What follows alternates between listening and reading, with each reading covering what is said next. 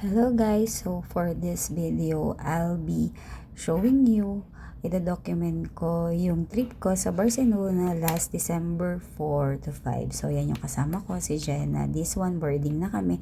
But prior boarding, nag-airline lounge muna kami. So ang aming lounge is yung Marhaba Lounge, courtesy of Etihad. So we book this trip was sponsored by our company, kaya business class. So, yan yung Etihad or Marhaba Lounge dito sa Pilipinas. So, now, ito naman yung plane na nasakyan namin. So, we're booked via business class. So, pag business class, may personal kit na ibibigay. So, yung personal kit, meron siyang eye mask, may socks, yan, may mga wipes.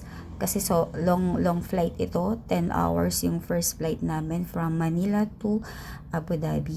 So may toothbrush din, ayan, merong mga lip balm, merong mga hand sanitizer, may facial mist kasi siguro malamig yung area na pupuntahan. So ayan, complete yung personal kit for your flight. So kung kailangan yung ma-CR, meron kayong personal things na gagawin. So meron naman na binigay dito kapag business class yung binook nyo. So pag business class, medyo malawak din yung leg room nung upuan ninyo. So ayan, picture tayo. At yan nga, picture ulit. Kaming dalawa ni Jenna B. So, magkadikit yung kinuha namin na upuan. So, yan. Yan yung area namin dito. So, yan. Magkadikit. Natataas yung partition ng ano namin. Pero, in-intend namin na ibaba mo na since magkakalala naman kami makapag-chika-chika during the long flight. So, nakakatawa yung upuan namin kasi meron siyang feature na massage. So, pag gusto mong magpa-massage dun sa upuan mo, pwede.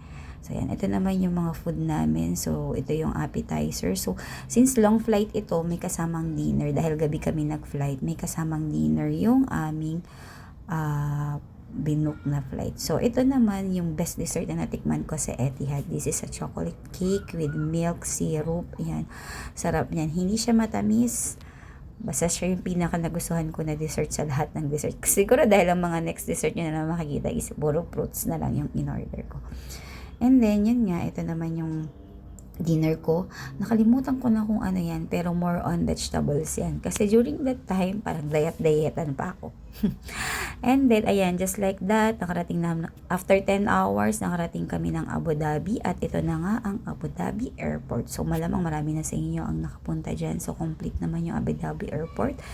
And nag-lounge din kami dito and sobrang ganda ng lounge ng Etihad dito sa Abu Dhabi.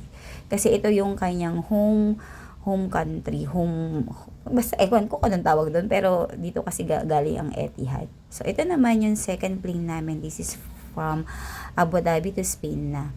Tapos, ayan, just like, nandito na kami sa Spain. Hindi ko na masyadong nabidyohan, pero ito yung room namin sa Sofitel Skipper, Barcelona.